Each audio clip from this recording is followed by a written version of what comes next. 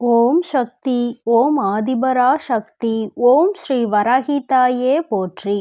என் செல்ல குழந்தையே, நாளை அதிசக்தி வாய்ந்த பௌர்ணமி விடியலில் என் குழந்தை நீ செய்ய வேண்டிய மிக முக்கியமான காரியம் ஒன்று இருக்கிறது. என் அன்பு பிள்ளையே, நாளை மிகவும் சக்தி வாய்ந்த மாசி மகம் பௌர்ணமி.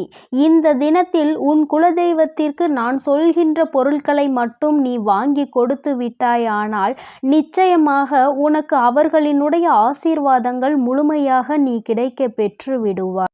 என் தங்கமே, பொதுவாகவே சில விஷயங்கள் சில நாட்களில் அதிக சக்தியை உன் இல்லத்திற்கு கொண்டு வந்து கொடுக்கும். அதுபோல ஒரு நாள்தான் இந்த நாள். இன்று மிகவும் சக்தி வாய்ந்த பௌர்ணமி. என் தங்கமே, இந்த நல்ல நாளில் உன்னுடைய இல்லத்தில் சில விஷயங்களை நீ மறக்காமல் செய்துவிட வேண்டும். தெய்வத்தன்மை உன் இல்லத்தில் முழுவதும் நிச்சயமாக நிரம்பி இருக்கும். தெய்வத்தின் மீது அதிகமான நம்பிக்கை கொண்டிருக்கின்ற உனக்கு வாழ்க்கையில் சில நல்ல விஷயங்கள் நடக்க வேண்டும் என்பது இன்றைய விதி.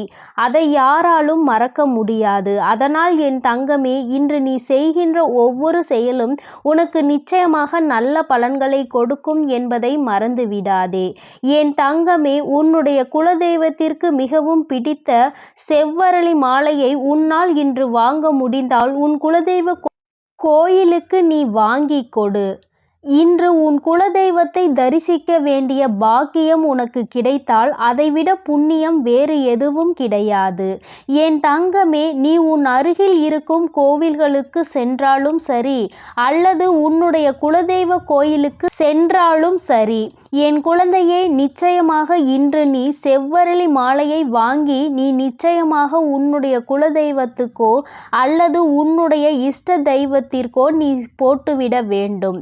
அல்லது உன் இல்லத்தில் இருக்கின்ற உன்னுடைய தெய்வங்களின் சிலையாக இருந்தாலும் சரி, அவரினுடைய உருவப்படமாக இருந்தாலும் சரி, அவற்றிற்கு நீ பௌர்ணமி அன்று அவர்களின் மனதை குளிர்விக்க வேண்டியதாக இருக்கிறது.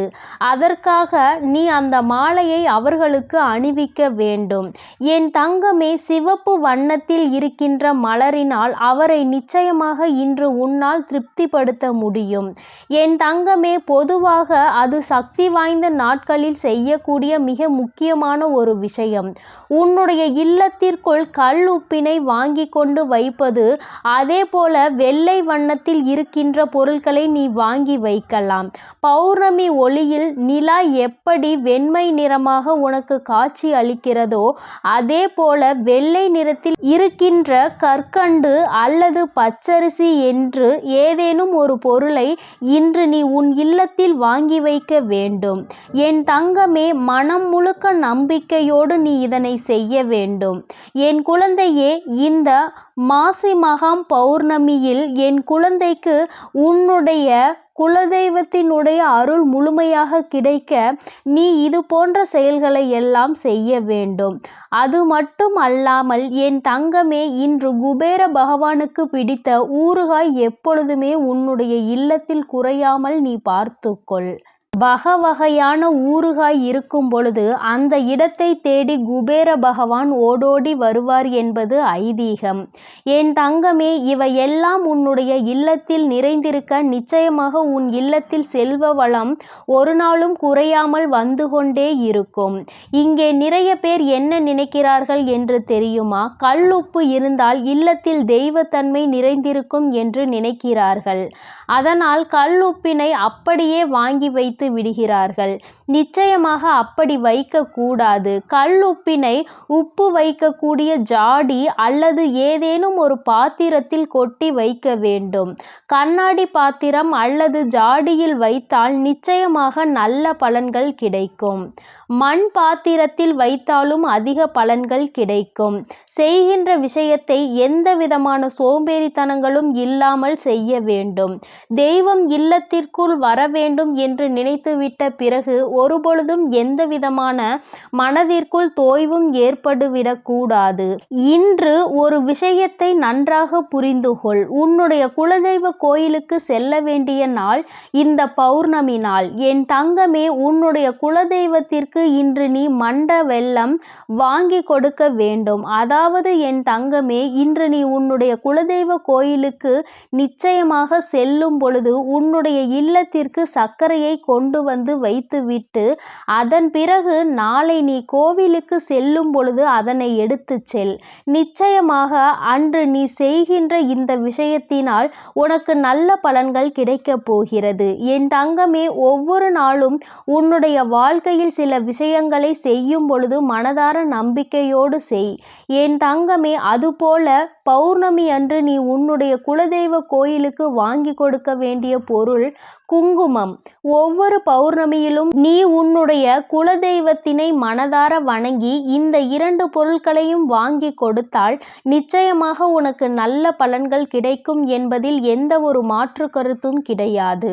அதுபோல நீ நினைக்கலாம், அம்மா குலதெய்வம் என்னோடு திரும்பி வருவார்களா என்று.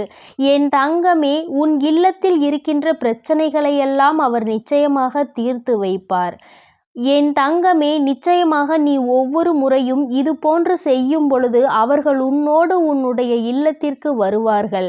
அவர்கள் உன் இல்லத்தின் நிலைவாசலில் வாசம் செய்வார்கள். என் தங்கமே, உன்னுடைய இல்லத்தில் குலதெய்வத்தினுடைய நடமாட்டம் இருக்கிறது என்று நீ உணர்கின்ற தருணம் உன்னுடைய இல்லத்தில் பள்ளியினுடைய நடமாட்டம் அதிகம் இருக்கும். இது உனக்கு ஏற்கனவே தெரிந்த விஷயமாக இருந்தாலும் சில நேரங்களில் உனக்குள் சந்தேகம் ஏற்படுகின்ற பொழுது நீ உறுதி செய்து கொள்ள வேண்டிய விஷயம். என் தங்கமே, அதுபோல உன்னுடைய இல்லத்திற்கு மிருகங்கள் அதிகமாக வருகிறது என்றாலும் நீ குலதெய்வ நடமாட்டத்தை உணரலாம்.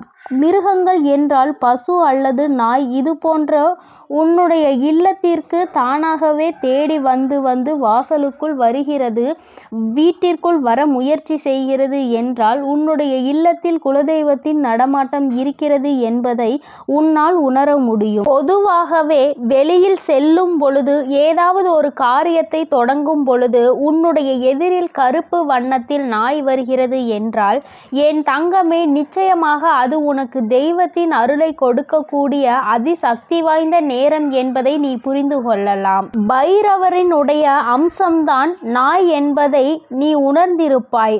என் தங்கமே, அதனால் நாயை ஒரு நாளும் கல்லிட்டு எறிவதோ கம்பி எடுத்து அடிப்பதோ இது போன்ற காரியங்களை எல்லாம் செய்யக்கூடாது. உன்னை அது துன்புறுத்தாத வரை அமைதியாக செல்கின்றவற்றை நீயாக தேடி சென்று துன்புறுத்தினால் பாவங்களை சேர்க்கிறாய் என்பதை நீ புரிந்து கொள்ள வேண்டும். அதுபோல காகம் உன்னுடைய இல்லத்திற்குள் அடிக்கடி வந்து சத்தமிடுகிறது என்றாலும் உன்னுடைய இல்லத்தில் தெய்வ நடமாட்டம் இருக்கிறது என்பதை புரிந்து கொள்ள வேண்டும்.